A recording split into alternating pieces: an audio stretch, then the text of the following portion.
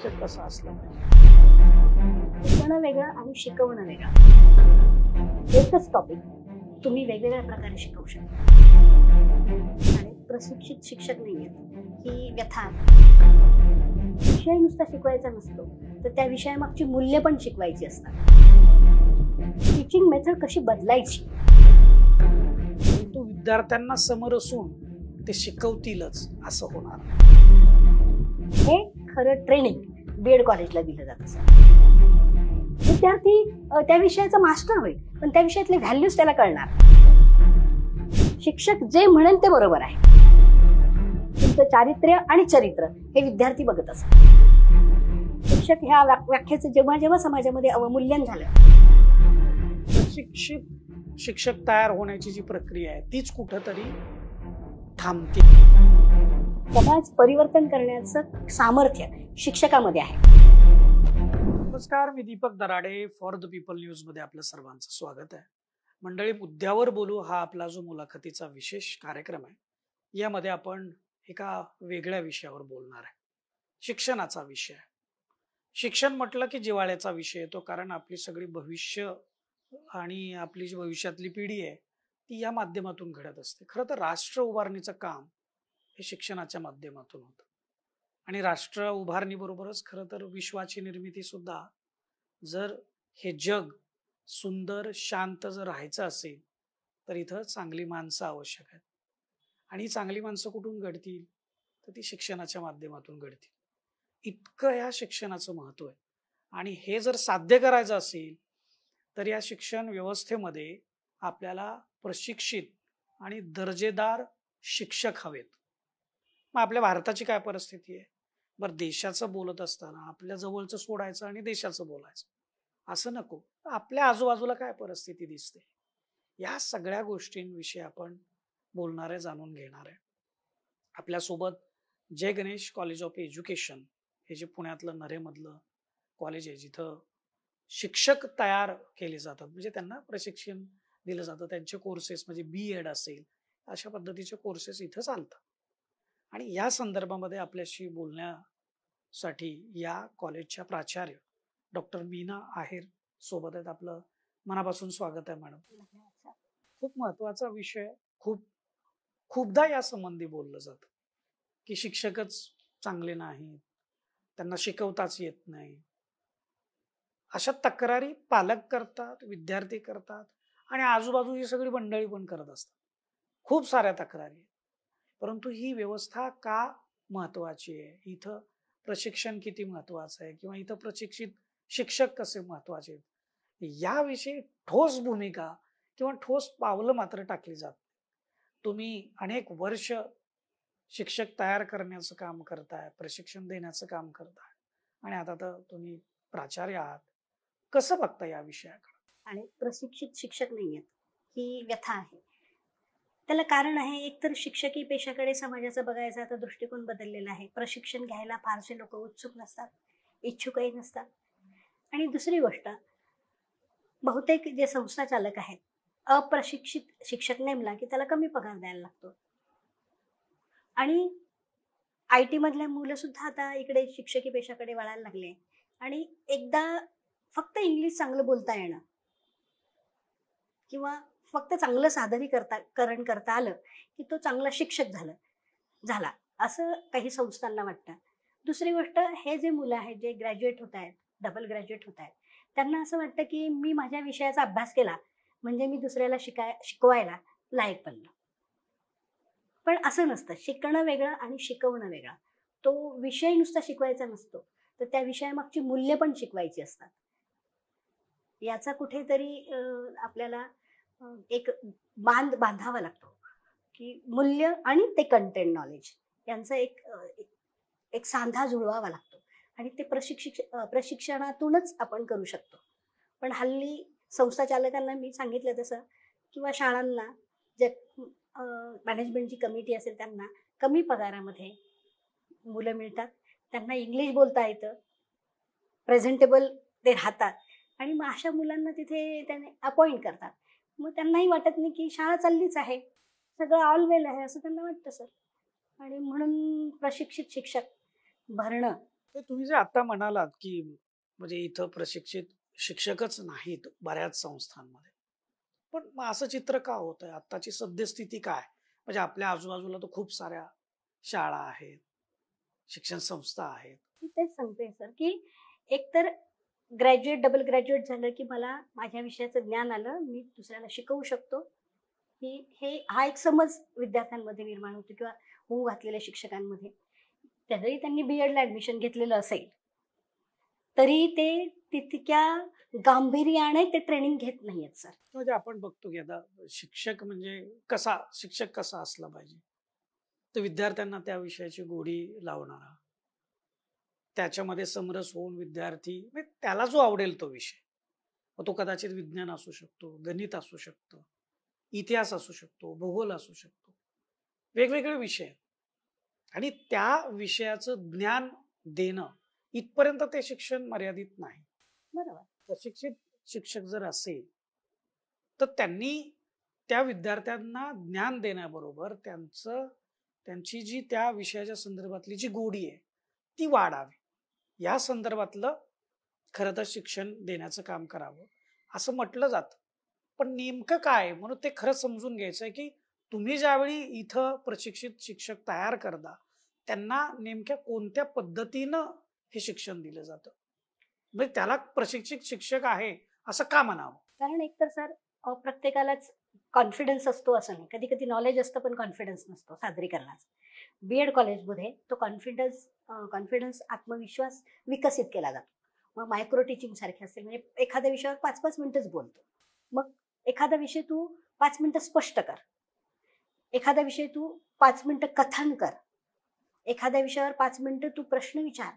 वेगवेगळ्या लेव्हलचे म्हणजे आकलन स्तरावरचे, ॲप्लिकेशन स्तरावरचे असे वेगवेगळे प्रश्न विचार. कारण प्रश्न हे उद्दिष्टानुरूप विचारले जातात. म्हणजे विद्यार्थ्यांच्या आकलन क्षमतेला जर आव्हान करायचं असेल तर तो प्रश्न वेगळा असेल. तर या प्रकारचं स्किल डेव्हलप करण्याचं काम बी-एड कॉलेजमध्ये होतं सर. तर हे जे स्किल आहे ते डेव्हलप करण्यासाठी एकतर विद्यार्थी इच्छुक असला पाहिजे आणि उत्सुक असला पाहिजे. तो आला पाहिजे कॉलेजला. तो शिकला पाहिजे. आत्ताची परिस्थिती काय? विद्यार्थी फारसे यायला इच्छुक नसतात, उत्सुकही नसतात, तितकं गांभीर्याने घेत नाहीत ते. कारण हल्लीच्या मुलांचा कॉन्फिडन्स बऱ्यापैकी आहे. पण विषयाला धरून बोलता आलं पाहिजे. असं बोलणं वेगळं आणि विषयाला धरून बोलणं, हे मी शिकलं पाहिजे. ही जाणीव कुठेतरी आजच्या विद्यार्थी शिक्षकामध्ये कमी होते आहे. त्याला वाटतच नाही की मला हे यायला हवं. त्याला वाटतं की नाही कंटेंट नॉलेज आहे, मी कसंही कुठेही उभा राहील आणि शिकवायला सुरुवात करेल. पण असं नसतं सर. वयोमानानुसार एकच टॉपिक तुम्ही वेगवेगळ्या प्रकारे शिकवू शकता. आता उदाहरणार्थ पायथागोरस जर घेतला आपण प्रमेय, हे 8वीला पण आहे आणि 12वीला पण आहे. मग 8वीला जसं तुम्ही शिकवता तसं 12वीला शिकवणार का? बीएडमध्ये हे शिकवलं जातं की तू कोणत्या वर्गाला, कोणत्या वयोगटाला, कोणता घटक कसा शिकवशील. अध्यापनाच्या पण पातळ्या ठरलेल्या आहेत ना सर. त्या पातळीनुसारच त्यांनी शिकवलं पाहिजे. म्हणजे लहान मुलांमध्ये जर तुम्हाला शिकवायचं झालं तर तुम्ही नाचून गाऊनच शिकवलं पाहिजे. 8वी 9वीला तुमच्या पीपीटीज तुम्ही जर मीडिया वापरत असाल तर किंवा पीपीटीज वापरत असाल तर त्या कलरफुल असल्या पाहिजे. तेच तुम्ही कॉलेज लेवलला गेला तर कलरफुल आणि डोळ्यावर येणारे भडक रंग देऊन चालतील का? नाही चालणार. 1ली किंवा 5वी पर्यंत तुम्ही हावभाव करून शिकवत असाल ते चालेल. पण तेच कॉलेजला गेल्यावर तुम्ही हावभाव करून शिकवायला लागलात तर ती चेष्टा ठरेल. म्हणजे वयोमानानुसार टीचिंग मेथड कशी बदलायची हे खरं ट्रेनिंग बीएड कॉलेजला दिलं जातं सर. पण मी जसं आता म्हणाले की हल्लीच्या होऊ घातलेल्या शिक्षकांना असं वाटतं की मला बोलता येतं, 4 चौघांमध्ये उभं राहून कॉन्फिडेंटली आपला विषय मांडता येतो. असं म्हणजे झालं माझं. म्हणजे मी शिक्षक झालो. मला विद्यार्थ्याशी काही घेणं देणं नाही. मला 2 गोष्टी समजल्या तुमच्याकडून की एक तर प्रशिक्षित शिक्षक असणं काय आहे आणि अप्रशिक्षित शिक्षक काय आहे. म्हणजे त्यांच्याकडे कॉन्फिडन्स आहे, ते सादरीकरण पण करतात, परंतु विद्यार्थ्यांना समोर असून ते शिकवतीलच असं होणार नाही. बरोबर. पण आता मला खरं तर पुढचा एक प्रश्न त्याचाच पुढचा भाग आहे तो विचारायचा आहे खरं तुम्हाला. प्रशिक्षित शिक्षकांना शिकवणं आणि अप्रशिक्षित शिक्षकांना शिकवणं याचे दूरगामी परिणाम त्या विद्यार्थ्यांवर काय होऊ शकतात किंवा काय होतात? म्हणजे अगदी मी आवाजाच्या याच्यापासून सुरुवात करेन सर. बीएड ला काय जे शिकवलं जातं, प्रशिक्षित शिक्षक तो कसा असतो, तो आवाजावर पहिल्यांदा काम करतो सर, स्वतःच्या आवाजावर, की माझा आवाज दुसऱ्याला ऐकावासा वाटला पाहिजे, असा टोन माझा असला पाहिजे. अनट्रेन जे टीचर्स आहेत त्यांच्याकडे बघितलं तर त्यांच्या आवाजाची पट्टी कधी वाढते, कधी कमी होते, किंवा कर्कशपणे बोलतात. बीएडला पहिल्यांदा हे ट्रेनिंग दिलं जातं सर, की त्या एखाद्या मुलाचा आवाज जर कर्कश वाटत असेल, तो कितीच हुशार असेल, पण विद्यार्थ्यांना तो ऐकावासाच वाटत नसेल, तो नुसता कानावर आपटत असेल, मग त्याची हुशारी काही उपयोगाची नाही, कारण ते मुलांना ऐकावंसच वाटत नाही. मग पहिल्यांदा आवाजावर काम करायला सुद्धा बीएड कॉलेज शिकवतं. तो शिक्षक प्रशिक्षित असेल तर त्याचा आवाज हा अप्रशिक्षित शिक्षकापेक्षा नक्कीच वेगळा असतो सर. त्याची बोलण्याची स्टाईल नक्कीच वेगळी असते, त्याचा चेहरा बोलका असतो प्रशिक्षित शिक्षक जो असतो. कारण हा ही दृकश्राव्य माध्यम आहे, माझी बॉडी ही दृकश्राव्य माध्यम आहे. मला बाकीचं काहीच नाही मिळालं, नाही फळा मिळाला, नाही मी पीपीटी तयार केली, पण मी स्वतः आहे ना. मग माझी बॉडी लँग्वेज कशी बदलली पाहिजे as per age of student, ते बदललं पाहिजे, हे शिकवलं जातं बीएड मध्ये. अप्रशिक्षित शिक्षक काय करेल, त्याला जे येतं, त्याला जे सादरीकरण माहिती आहे, तो ते सादरीकरण प्रत्येक वयोगटाला वापरेल. मग त्याचे जे आउटपुट आहे, कदाचित कंटेंट नॉलेज मुलांना काहीतरी मिळेल, पण तो व्हॅल्यू इन्कल्केशन करण्यामध्ये कामयाब होईल असं मी सांगू शकत नाही. कारण बॉडी लँग्वेजवर पण बीएड मध्ये काम केलं जातं.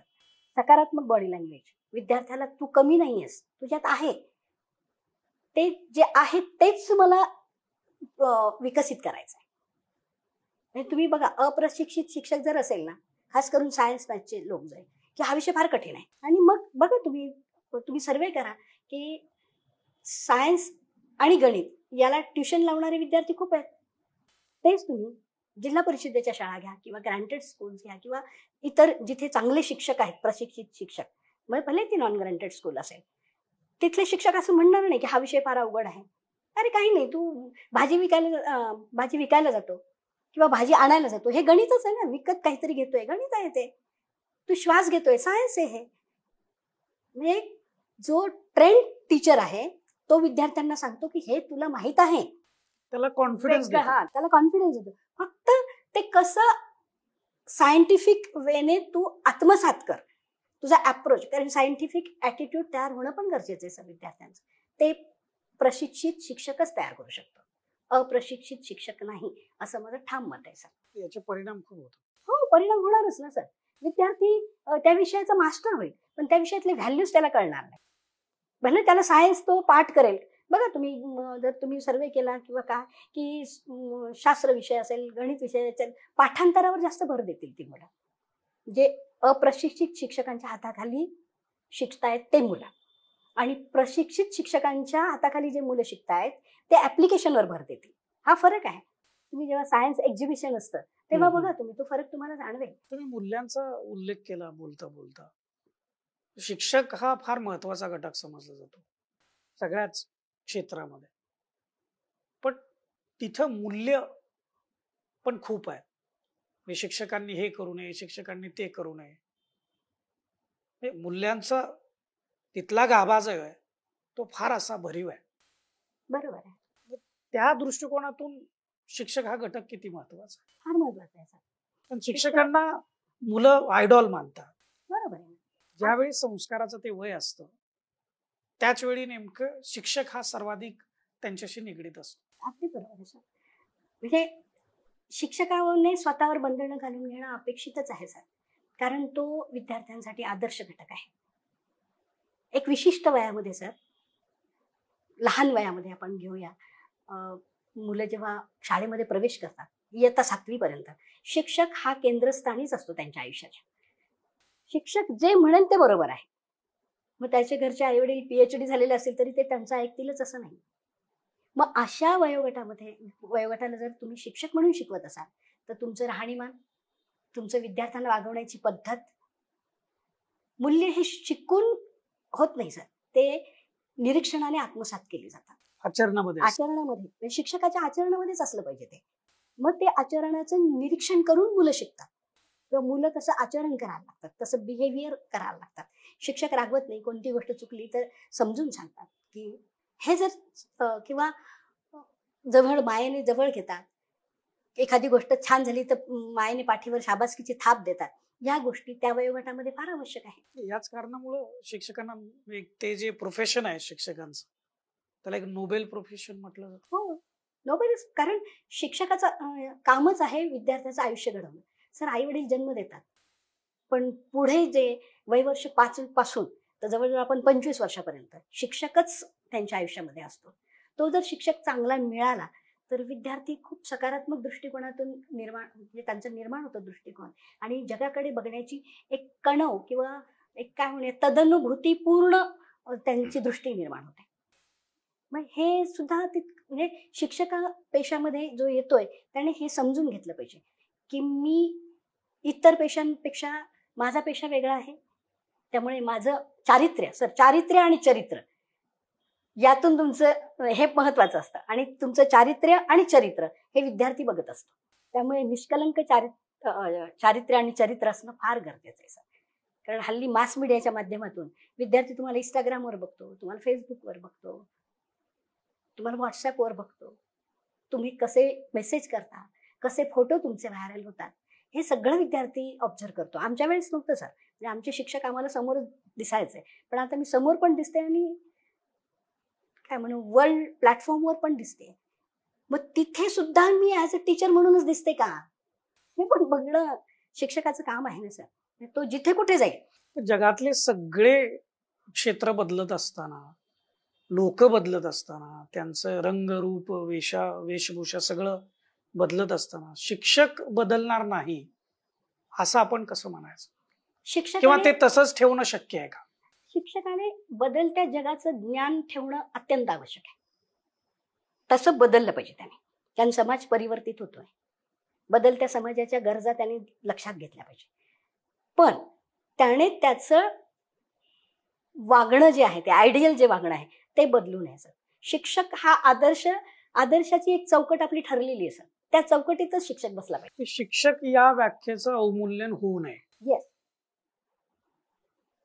शिक्षक ह्या व्याख्येचं जेव्हा जेव्हा समाजामध्ये अवमूल्यन झालं तेव्हा समाज ढासळला, मूल्यहीन झालेला आहे.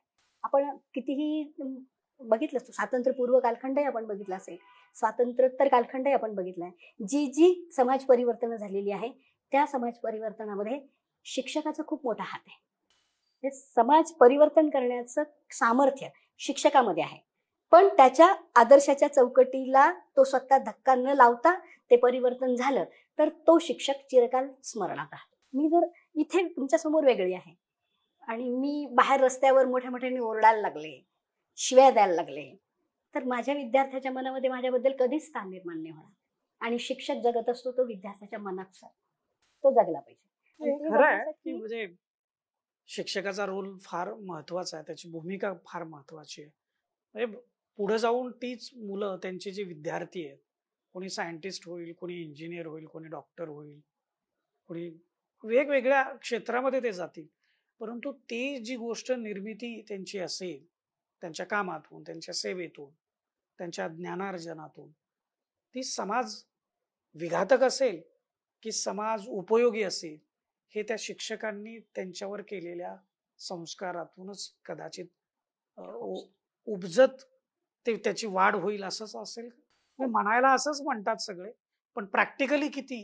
मी तेच म्हणजे सांगण्याचा तोच प्रयत्न आहे माझा, की शिक्षकी पेशात येऊ घातलेल्या कोणत्याही व्यक्तीने शिक्षकी पेशाची मर्यादा सोडून जर तो वागला तर समाजाच्या विघातक मार्गाकडे जाईल. जर शिक्षकी पेशाची जी मर्यादा आहे त्यात तो वागला, म्हणजे प्रामाणिकपणा, कमिटमेंट, समाज उपयोगी कार्य करणे, विद्यार्थ्याच्या मनामध्ये सकारात्मक आत्मविश्वास निर्माण करणे, हे जे त्याचं काम आहे ते त्याने त्याच्या वागण्यातून, त्याच्या आचरणातून विद्यार्थ्यांपर्यंत पोहोचवलं पाहिजे.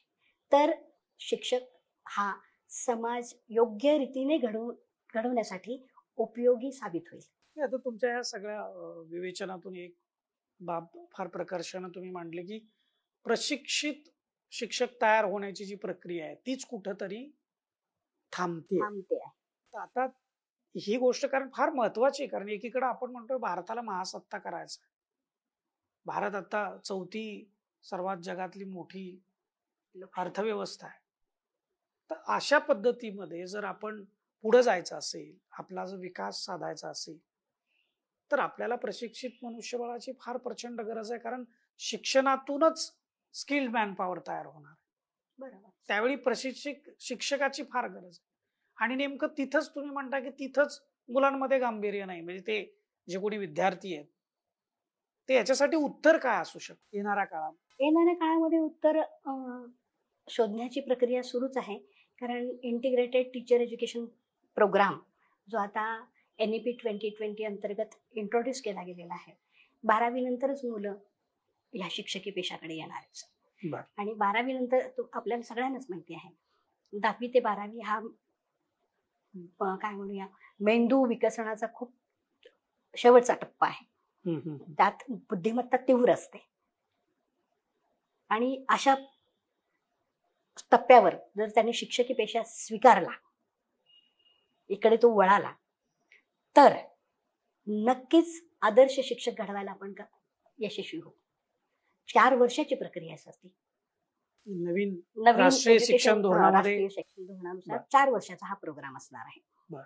तर ह्या म्हणजे आता 4 डीएड बीएड असे हे सगळे कोर्सेस हा संपले. काही दिवसांनी ते बंद होण्याची शक्यता आहे. बरं.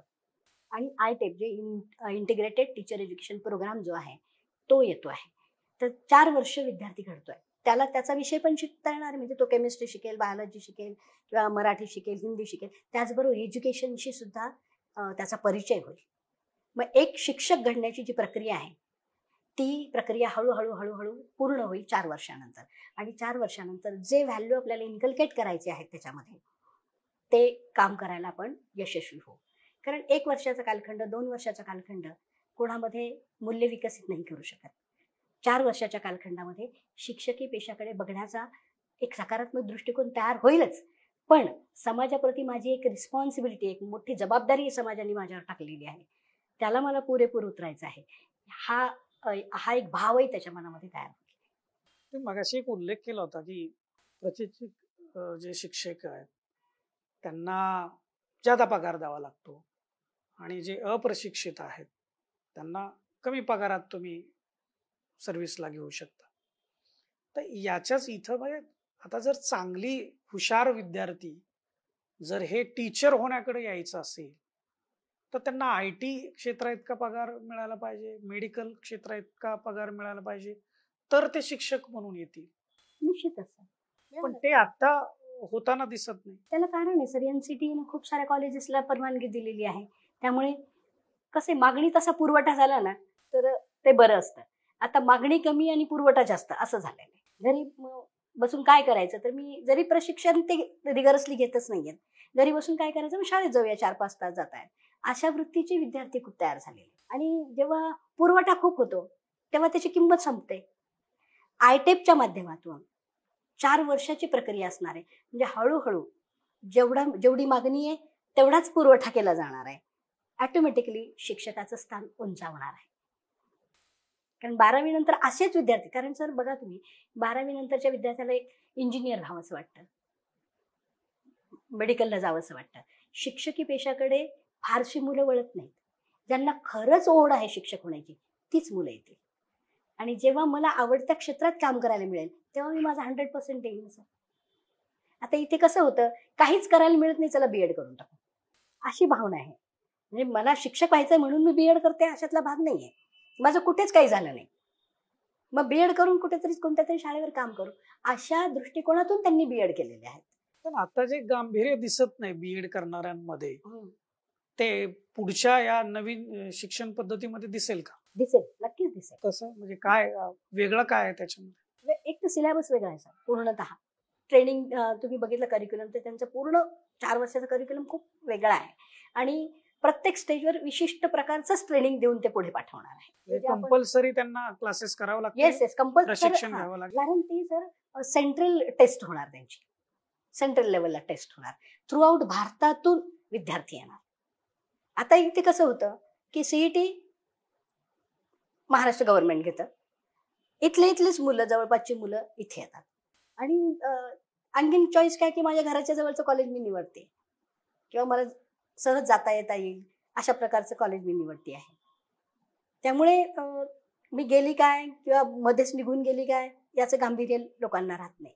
पण जेव्हा भारतातून मुलं येतील, मग कोणी आसामचा येईल, कोणी उत्तराखंडचा येईल, कुठूनही येईल तो इथे राहूनच त्याला तो कोर्स पुरा करावा लागेल ना. त्याला हॉस्टेललाच राहावं लागेल आणि त्याला रिगरसली तो प्रोग्राम पूर्णच करावा लागेल. तसं काय कंपल्शन आहे हो, म्हणजे अटेंडन्स? कारण आताही अटेंडन्स कंपल्सरी आताही आहे. मुलं ना अटेंडन्स आहे, पण त्यांच्याकडे गांभीर्य नाही. गांभीर्य नाही.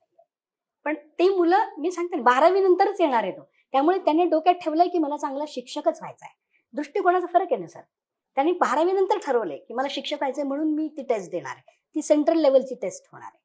तो तेव्हाच टेस्ट देईल जेव्हा त्याला इंटरेस्ट आहे त्याच्यात, तेव्हाच तो पास होईल. इथे आता काय होतं, सीईटीला तुला 10 मार्क मिळाले तरी तुला ऍडमिशन मिळतंय ना. आणि मला काहीच कुठे झालं नाही म्हणून मी इकडे येतोय ना. हा फरक आहे ना सर. आता जे बीएड करायला येतात ते काय की मला कुठेच काही मिळालं नाही. मी बीएससी झालो, एमएससी झालो, मला काही कुठे काम झालेलं नाही. आता मी टीचिंग प्रोफेशनकडे जातो. किंवा मुली खास करून ग्रॅज्युएट झाल्या, लग्न झालं, 1-2 मूल झालं, आता काय करायचंय, झाली मुलं थोडीशी मोठी झाली, आता मी बीएडचा एक कोर्स करते आणि शाळेमध्ये लागून जाते. अशा मुलींची टीचिंग फॅकल्टीमध्ये महिलांचं प्रमाण जास्त आहे. तर अशा दृष्टिकोनाच्या मुली खूप इकडे येतात. 2-4 वर्षाचा गॅप आहे, कंटेंट नॉलेज पण विसरलेलं आहे, पण आता माझ्याकडे बीएडचं सर्टिफिकेट असेल तर मी कुठेतरी लागू शकते, असा त्यांचा दृष्टिकोन असतो. हा आत्ताच्या मुलींचा दृष्टिकोन. आणि जेव्हा 12वी नंतर मुली येतील किंवा मुलं येतील तेव्हा मला टीचरच व्हायचं आहे, मला ह्याच पेशात पुढे जायचं आहे. त्यामुळे तो ऑटोमॅटिकली चांगलं ट्रेनिंग घेईल ना सर. चांगले शिक्षक हवेत म्हणून आता ह्या पातळीवरचा तो विषय झाला, परंतु चांगलेच शिक्षक हवेत म्हणून संस्थांनी आग्रह धरायला हवा असं मला वाटतं. पण कारण त्याच्याशिवाय तुमच्याकडे चांगले शिक्षक येऊच शकत नाही. म्हणजे संस्थांनी, गव्हर्नमेंट तर धरतच आहे आग्रह, गव्हर्नमेंट काही अप्रुव्हल देतच नाही. संस्थांनी जर असा आग्रह धरला की आम्ही फक्त वेल ट्रेंड शिक्षक घेऊ, तर मात्र चित्र खूप बदलेल सर. आणि वेल ट्रेंड नुसतं नाही तर खरंच त्यांनी रिगरसली बीएड केलेलं आहे का, त्याच्यात काही स्किल आलेले आहेत का, इंटरव्ह्यू जस्ट तो आला, त्याला नाव वगैरे विचारलं, त्यांची सिलेक्शन प्रक्रिया की त्यांना एक पाठ द्यायचा आणि मगच विद्यार्थ्यांनी अप्रूव्ह केलं तरच त्यांना घ्यायचं, असं काय करता येऊ? असं काही तेही करण्यापेक्षा मी म्हणते की 8 दिवसात एक पाठ निरीक्षण केल्यावर काही समजत नाही सर. मी सांगितलं तुम्हाला की तुमचं उद्या मॉडेल लेसन आपण घेणार आहोत, तेवढं टॉपिक तुम्ही तयार करून येऊन छान प्रेझेंट करू शकता. पण 8 दिवस त्याला काम करू दे. तुम्ही ऑब्झर्व करा की तो का क्लास कंट्रोल करतोय का, तो विद्यार्थ्यांशी कसा वागतोय, त्याचं एकूणच पंक्च्युअलिटी किती आहे, वेळेत येतो का, मधल्या वेळेत तो विद्यार्थ्यांना कसं डील करतो, या सगळ्या गोष्टी ऑब्झर्व करा आणि मगच त्याला ठेवा, मग आपला सर्व्हिस द्या. त्यांनी तसं होत नाही. 35 मिनिटाचा 1 तास त्यात ते 10-20 मिनिटाचंच हे ऑब्झर्वेशन करतात. बरं, ऑब्झर्व करणारा शिक्षक तरी ट्रेंड आहे का चांगला, ते पण बघितलं पाहिजे ना. दुसरं एक म्हणजे एकदा आपण शिक्षक घेतला पण तेवढ्यावरती भागणार नाही, वारंवार त्याला प्रशिक्षण देणं ही सुद्धा गोष्ट फार महत्वाची. त्याच्याकडे तुम्ही कसं बघता? तर आता जसं जिल्हा परिषद म्हणा, या ज्या संस्था आहेत, म्हणजे प्रशिक्षण शिबिर किंवा प्रशिक्षण का जो कार्यक्रम आहे तो एखाद्या पिकनिक सारखा असो. हा, ते बरोबर आहे. पण आता हल्ली तिथे कसं ट्रेनिंग होतं, कारण मी शालेय लेवलला शिकले नाही किंवा शिकवलं नाही कधी, त्यामुळे मला त्यांचे ट्रेनिंग कसे आहेत ते माहिती नाहीये. पण ते ट्रेनिंग घेतले जातात एवढं मला माहिती की शेड्यूल लागतं त्यांचं, ते ट्रेनिंग घेतात. पण आता तिथे पिकनिक होते का तिथे खरंच ट्रेंड टीचर्स, अनुभवी शिक्षकांना बोलवून काहीतरी देण्याचा प्रशिक्षणाची गरज किती आहे? वारंवार प्रशिक्षणाची गरज आहे सर. काय होतं, एकदा मी परमनंट झाले ना, मला सगळं येतं, मला आता काही घेण्याची गरज नाही. पण जेव्हा शिक्षण क्षेत्रामध्ये म्हणजे बीएड च्या संपूर्ण जो तुम्ही कालावधी बघितला किंवा त्यांचं जर करिक्युलम बघितला तर त्याच्यामध्ये वारंवार बदल होत असतात, वेगवेगळे स्किल येत असतात, नवनवीन प्रवाह येत असतात, त्यानुसार ते बदल करतात. मग ह्या लोकांना जर वारंवार बीएडच्या शिक्षकांनीच म्हणजे एमएड झालेल्या किंवा एमएड कॉलेजेसनी ह्या लोकांचं जर ट्रेनिंग घेतलं तर यांना नवनवीन विचारप्रवाहांची ओळख होईल, त्याचबरोबर नवनवीन अध्यापन पद्धतींची ओळख होईल. असं कनेक्शन असलं पाहिजे सर, शाळा आणि एमएड कॉलेजेस जे टीचर ट्रेन करतात अच्छा. अशा संस्थांचं कोलॅबरेशन झालं पाहिजे. कारण नुसतं जाऊन तुम्ही 2 दिवसाचं ट्रेनिंग घेऊन काही होत नाही. अतिशय छान विचार तुम्ही म्हटला आणि खरं तर या विषयाच्या संदर्भामध्ये तुम्ही सखोल असं विश्लेषण केलेलं आहे. पण आपण बघितलं की आहेर मॅडम ज्या बोलल्या त्या अगदी खरी वस्तुस्थिती आहे. हे आपल्या आजूबाजूला अनेक शाळा आहेत, परंतु त्या ठिकाणी ट्रेन शिक्षक किती आहेत, प्रशिक्षित शिक्षक किती आहेत. आणि असंच म्हणजे आता बऱ्याचशा म्हणजे हे काही महिला भगिनींच्या विरोधातलं स्टेटमेंट नाहीये किंवा त्यांचं कौतुक करण्यासाठी नाही, जी वस्तुस्थिती आहे ती फक्त मांडण्याचा हा विषय की टीचिंग फॅकल्टीमध्ये सध्या महिलांचं प्रमाण जास्त आहे. कारण घरचं पण करायचं असतं आणि त्यासोबत एक टाइम बाउंड जी एक नोकरी करता येईल असा तो एक विषय आणि ते क्षेत्र असल्यामुळं टीचिंग फॅकल्टीमध्ये येण्याला जास्त प्राधान्य हे महिलांचं राहतं. परंतु त्याच्यातून आपल्याला खरंच एक चांगलं मनुष्यबळ घडवण्यासाठी जी प्रक्रिया आहे ही शिक्षणामधूनच होणार आहे. आणि प्रत्येक टप्प्यावरचं शिक्षण म्हणजे केवळ एका टप्प्यावरचं नाही. मग ते प्राथमिक शिक्षण असू द्या, माध्यमिक असू द्या किंवा उच्च माध्यमिक असू द्या, ह्या सर्व स्तरांमधलं जे शिक्षण आहे त्या ठिकाणी प्रशिक्षित शिक्षकाची कशी गरज असते आणि प्रत्येक टप्प्यावर शिक्षकाचं जे काम आहे ते कसं बदलत जातं शिकवण्याचं, ते सुद्धा आपल्याला आहेर मॅडमने अतिशय व्यवस्थित आणि मुद्देसूद त्याची मांडणी केली. देशाला जर महासत्ता व्हायचा असेल तर किती मोठी गरज आहे तुमच्या लक्षात आलं असेल. म्हणून शिक्षक हा फार महत्वाचा आहे, म्हणून त्याचं असणं फार महत्वाचं आहे आणि त्याचं मूल्यात्मक असणं फार महत्वाचं आहे. म्हणजे बाकीच्यांनी काहीही नंगा नाच केला तरी तो चालणार आहे का, तर नाही चालणार आहे. त्याचंही समर्थन नाही होऊ शकत. कारण पालक म्हणून, समाज म्हणून आपण ते सुद्धा जे आपली जबाबदारी आहे ती झिडकारून चालणार नाही. केवळ शिक्षकाला जबाबदार धरून चालणार नाही. शिक्षक महत्वाचा आहेच, पण त्यासोबत आपण सुद्धा महत्वाचे.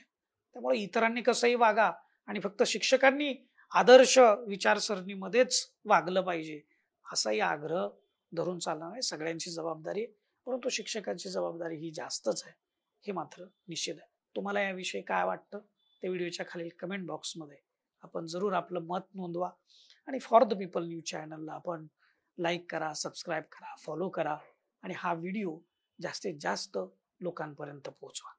धन्यवाद.